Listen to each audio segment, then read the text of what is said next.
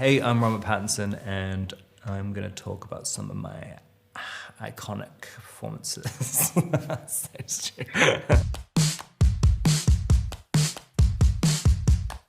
Harry Potter and the Goblet of Fire. Cedric Diggory, the head of the Hufflepuff clan, and he's the first death in Harry Potter, which is my claim to fame. It was definitely my concept to jump out of the tree, like at the beginning for my intro, which I then kind of repeated later on in Twilight. For some reason, I always have the suggestion to be like, why doesn't he just appear just like jumping out of a tree? This strapping young lad must be Cedric, am I right? Sir. I'd sort of fallen into it. I mean, it was so terrifying. I remember the first scene I ever shot on that was in the magical maze at the end, and I'd never done anything with special effects and stunts, and it was a big deal at the time. It felt like very, very intimidating. I think I'd read a book on method acting. The only thing I really got out of that was just beating yourself up before every single scene. That was basically my only concept of how to prepare for a scene. I was psyching myself up as if I was getting into a fight or something before these scenes, and just screaming into a pillow and like fighting, punching myself and like kind of ripping my clothing and stuff. But I had all these prosthetic wounds on, and all of the prosthetics would melt off my face, and I'd have to have all my makeup done again. But I had no concept of how to kind of get into a psyched up physical state. I remember holding a wand and thinking that it felt so dorky to hold it like a magic wand, so I'm holding it like a gun with two hands, thinking I'm in like a Die Hard movie. I think I even have one eye closed when I'm like looking down like it's got a viewfinder on it. I spent a lot of time living off the Harry Potter money. I moved to an apartment in Soho in London. I really thought I was going to do music at that point. I don't know where I had the kind of belief in that, because there was absolutely no one saying that there's a kind of music career on the table. But I was doing a lot of gigs all the time. I was just constantly doing open mics all the time. And then I ran out of money, basically. It was definitely going the wrong direction in terms of a career up until Twilight. I'd started to develop this absolute terror of auditions, which I'm sure a lot of actors have. And I'd kind of could be so enthusiastic about something, and then the day of the audition, just my confidence would just entirely collapse. The same thing happened the morning of the Twilight audition. I used to live on my agent's couch at the time in her apartment, and she sent me the email exchange. It was like, I'm freaking out, I don't want to go to the audition anymore. And then underneath it's saying, well, find a Valium in my bathroom. I'd never taken a Valium before. I just remember just feeling so glorious in the back of the taxi with the window open and just being like, wow, this is what I've been missing. And so I think I had this sort of quite spacey, detached kind of thing in the audition, which must have kind of worked for the character. That's Edward Cullen. I do think there's something in that first movie. You can see that people were taking it seriously, and it kind of has it has a passion to it. Everything about me invites you in. My voice, my face, even my smell. You know, I was 21 and kind of wanted to make it as arty as possible. And so we had this strange tension where the studio was kind of a little bit scared to make things a little bit too emo and stuff. And I thought that was the only way to play it. It just seems so ridiculous talking about it now, because I was literally I spent so much time just infuriated. Like it's definitely something about being 21 as well, because I can't believe like the way I was acting is half the time, like when I think back on it. The scene when Edward introduces Bella to his family the first time, I remember that being the day, because my agent, my manager, like came up as a surprise visit, and I was like, oh hey, and just thought everything was fine. And then at lunch, they were like, okay, so whatever you're doing right now, you need, after lunch, just do the opposite, or you'll be fired by the end of the day. And I was like, okay. And so that was the only thing that got me to sort of smile a little bit. Like my own personal brand of heroin. I also think that if I tried to play it lighthearted, the way I would do it would end up looking so wrong, like that I'd probably end up looking even more like a psychopath. There was this big, like tons of people signing this petition to have me not cast, but nothing about my life really changed until the weekend or maybe like a week before the movie came out. So when the signatures came, it just felt such an abstract, like I just didn't really care. And I was very excited about doing the movie. But yeah, then when it came out, it just changed everything so fast. I mean, it was overnight.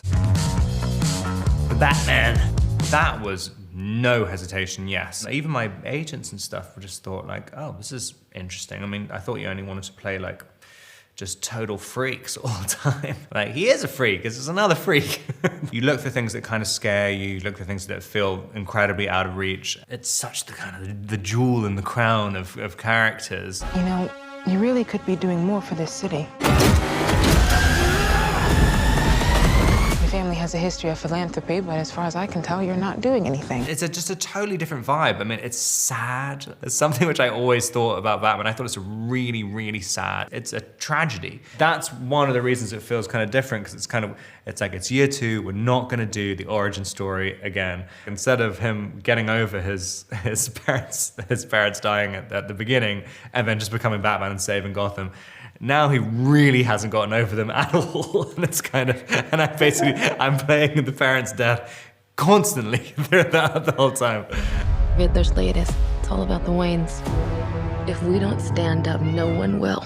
I always like approaching the kind of major character like that, and if you look at it very literally or like from an emotional context, it does end up becoming kind of something kind of strange, and it's always kind of shocks you what comes out of it. I mean, I didn't really realize how sad it would make me feel. There's something about his relationship with Selena Kyle as well, and it's very present in the graphic novels. I mean, I think a lot of those writers really touched on that. There's ways to reinterpret that character. I mean, an infinite number of ways. This is the maybe 9th or 10th Batman movie, and it does feel incredibly different. It's funny, I was talking to other actors who are in the movie, and everyone else said like, no, and even Matt was saying like, don't watch the other ones, don't watch any of the other movies, don't be thinking about that kind of stuff too much. But I was like, I've already seen all the other movies, and they're incredibly familiar to me. And I like all the other movies. It's not like you're trying to rescue like a dead character. I mean, they're all like really, really good portrayals. And I kind of really watched a lot of them on the run-up up to it to just see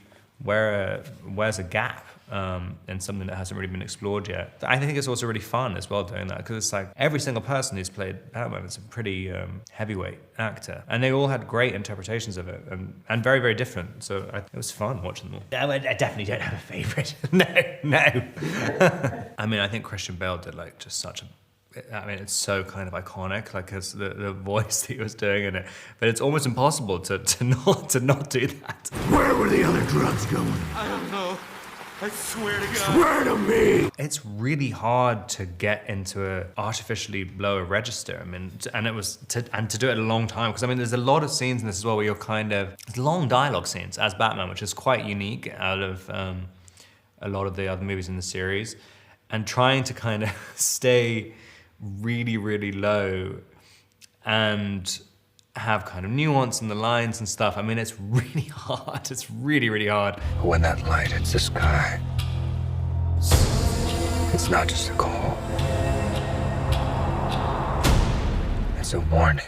I think I was doing vocal exercises without actually knowing they were vocal exercises. I think your larynx or something just got strengthened when I was doing the movie. When I was doing ADR for it, I mean, I couldn't even do the voice again. I mean, I had to kind of, it had completely reverted back to normal. Who are you under there?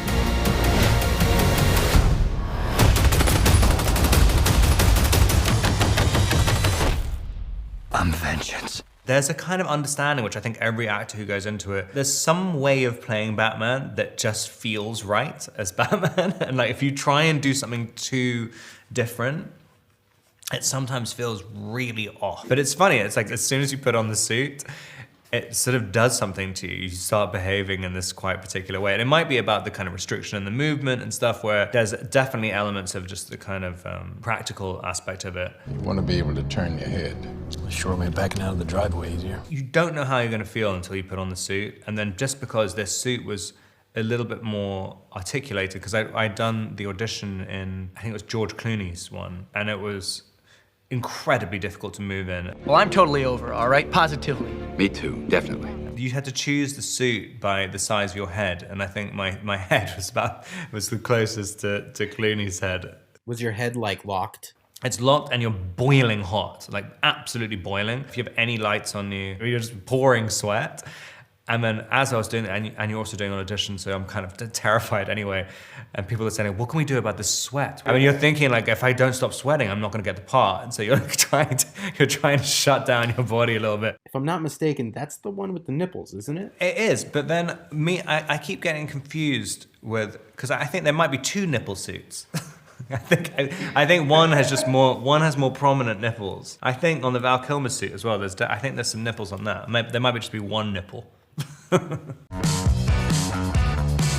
Good Time was another wonderful experience, and also a totally unexpected reaction to it as well. I remember talking to Josh and Benny at some hotel in LA, and I said, I want to do whatever you guys are doing next, I want to do it. And I remember Josh saying, do you mean that? Because I'll have a script in 6 weeks, and like, we'll do it. And then the first iteration of Good Time came after 6 weeks, and it was unbelievable. I mean, they're great directors, but I love the way they write so much. Excuse me. You Peter? Yes, I am. We're in the middle of... Hello. Nick, what are you doing? We're in the middle of something here. We're in the middle of an exam. Hey, Nick, about Nick. the stuff and the pan and the Wait, please. How would you like it if I made you cry, huh? Would you like that? Benny is also just a phenomenal actor as well. I mean, he just stayed in the character like all day and would kind of slightly change his voice when he had to kind of suggest something to Josh. It really felt like a character talking. Benny would be doing a scene with me. He was also operating the boom at the same time. So he's like holding the boom between us. It's definitely the definition of run and gun filmmaking. Nick, come here. Stay with me. Where'd he go? Where are you? Is he at the bank? You're circling around. I'm on the corner. I'm on the corner where you dropped me off. You gotta get back here right now. I wasn't really like trying to perfect an accent. It's just something that felt right. It's just all trying to do everything in an intuitive way. And it's weird because it does sound like a Queen's, specific Queen's accent, but it's kind of, I wasn't really doing it in a very academic way. It was much more just feeling your way through it, I think. Well, there's two lines that were just probably my two favorite lines I think I've ever said in a movie, which is, the one was when I was saying to Leah, Don't be confused. It's just gonna make it worse for me. I don't know anyone else apart from Josh who would ever come up with that line. And then the line, I'm talking about the kind of metaphysical connection with Talia, and then at the end of it just undercuts it, saying like, all right, I'm just gonna take a shit in that guy's house. Okay, I'm gonna go and take a shit in that guy's house. I'm gonna try the hospital again in a minute. Just wait here for me, okay? It's just a very, very specific feeling. Which the only other person I've ever seen that in a script with is The Lighthouse, with Robert Eggers. The Lighthouse, I play a character called Thomas Winslow. No, that's not even his name. Jesus fucking Christ. Thomas Howard. Yeah, he's a little bit confused about his identity. He's a little bit Ephraim Winslow and Thomas Howard. I loved The Witch, Robert's previous movie. I really wanted to find something with him. I thought he was a very, very special director. I had such a good time on Good Time, and I wanted to swing wildly the other direction, but I wanted everything to be strange. And I kind of said to Robert, I only want to do strange things. And Robert came back with The Lighthouse and said, if this isn't strange enough for you, then I don't think I'm capable of anything stranger than this.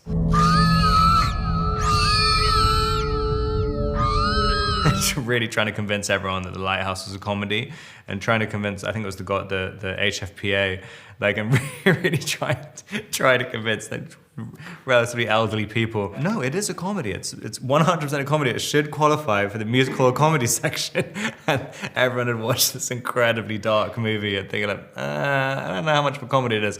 But then I see that audiences watching it, and people people laugh so much more than I ever would have thought. I mean, I thought it was hilarious when I read the script. But yeah, I'm always quite stunned about the reaction to it. And also how much people like sea shanties. I mean, I had absolutely no idea. I remember seeing the first screening and everyone's like bobbing their heads like they're at a concert whenever a sea shanty came on. I'm like, wow, like how did Eggers know that was gonna be a trend in 2018? I mean, it's like, that is out of the blue. There ain't a day for king and gangster on the floor, all right.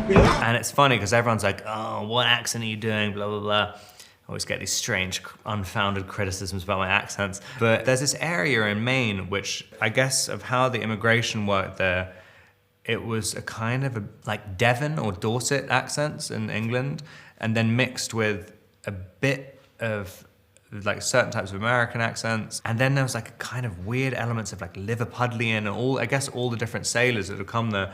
But you kind of listen to this really tiny area in Maine, and it's been the same accent for hundreds of years, and it doesn't sound anything like a normal American accent. But it's very, very fun. It's also very addictive to do. A lot of the crew started speaking, being like, "Thank you," and like all these different things. I don't have to say nothing. Danny! Let Neptune strike ye dead, Winslow! Eggers said, when I asked him how the movie was,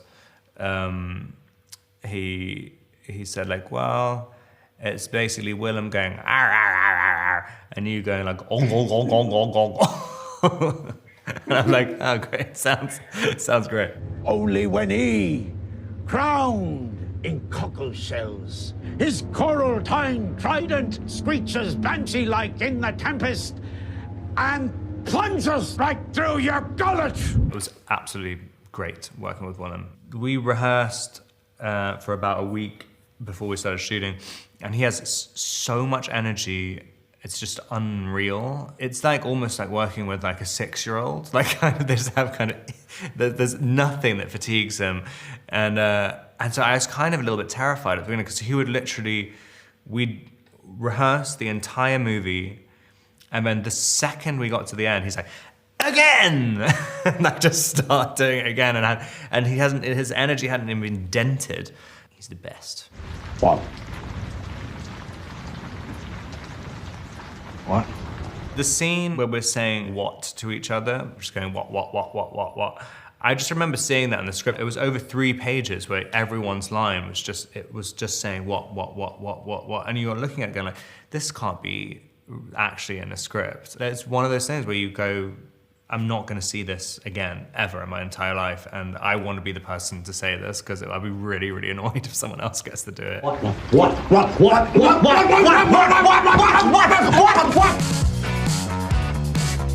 Tenet.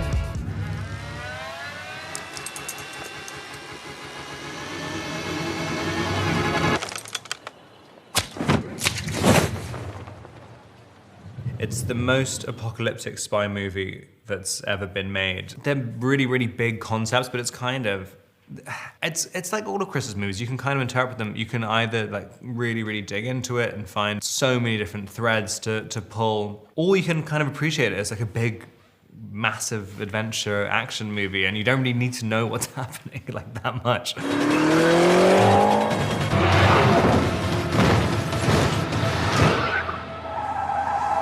It's so complicated to make the story work. You just thought it's so insane this is even happening. I mean, we're in Estonia. They'd made a car where they'd switched the engine rather. There was a driver driving it with the back wheels at the front for him, and me and John David are pretending to drive it backwards, but with about 700 cars all driving in reverse around us. I mean, it was like one of the most exciting theme park rides you've ever been on in your life, and then you're trying to do a scene at the same time. I mean, it was. I don't think they're going to be making movies like that ever again. Cosmopolis.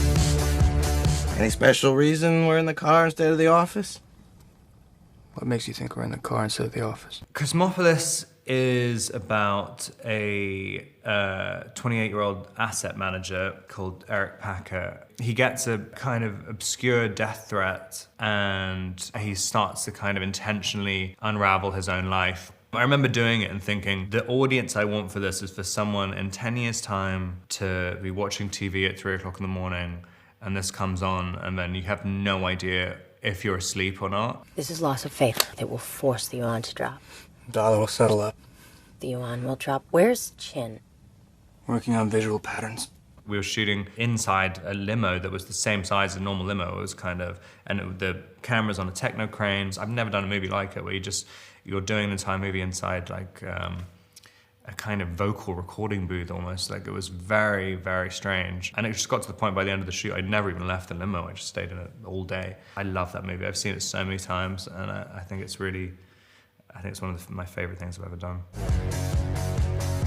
Highlight. You realize nothing is ever gonna grow inside us. Break the laws of nature. You'll pay for it.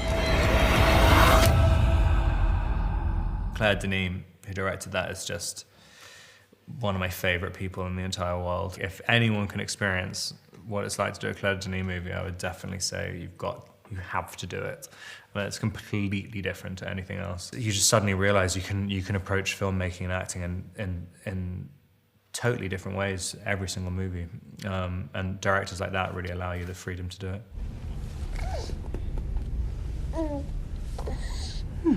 It's the first strawberry. So fun. I mean, it was my friend's kid. It's my goddaughter. We'd cast, because they normally cast identical twin babies for that kind of situation. And the night before the shoot started, I went to meet the babies, and the babies wouldn't have anything to do with me at all and would just scream whenever I came anywhere near them. And I tried to kind of bond with them for about 4 hours, and it was just nothing but terror coming out of them. And it was supposed to be this kind of, like, you know, quite sweet relationship they had with my daughter in it. And I got my friend Sam, and I was like, what are you doing for the next 2 weeks? Like, can Scarlett just play my daughter in a movie? And they flew out the next morning, and I think I'd only ever met Scarlett like once or twice when she was a young baby, but it worked out perfectly. My old man can see me now. Break the laws of nature. You'll pay for it. GQ hot dog film. This is my fortress of solitude. Anonymous couch, anonymous room, anonymous hotel. A gauntlet of trolls. Classic performances. I love that thing. I think it's really funny. That's like, I think that was the entire thing from conception to completion was about an hour and a half. Like, just or maybe 2 hours at the max. I remember my manager saying after, like, you should do a TV series of this. I'm like, of what? There is no TV. Like, so you want me to end my career? But yeah, it was really fun. I know what I should do to promote this movie. Just do a thing about eating a hot dog, like, and losing your mind. You can call me Rob. I eat hot dogs. The Rover. What you doing with this car? It's my brother's car. Where's your brother? Where is he? It's funny with acting stuff, a director who just sees something in you that you don't really know you have and kind of shows trust and belief in you. You can take a risk, and it just, and people trust you for a bit, and it felt like a very important movie. Just like really just sort of sink into a character. It really felt like, but I could stay in it all day. Like, I really felt, there's something about the environment of where we're shooting in the outback. It just felt like there was almost no sign of a film crew anywhere. I mean, it was just one of the most immersive experiences. Also beautifully written as well. I can't tell you nothing more than already told. But I give a shit what you think you've already told me. Start fucking talking to me! The fact that I'm still getting jobs, like, like that just kind of blows my mind, like every single day. I don't quite understand. I think I, by accident, sold my soul, but I get so excited about it. There's not even a single element of me which is like jaded about it at all. It's the great thing about acting as a job as well, but you always think there is all the insecurity about not having, you know, being unemployed like 90% of the time, but it has the potential to completely change your life, like every single time. It's very exciting, no matter how small the movie is. I mean, it can kind of, you can have this kind of, it can be this kind of explosion in your reality.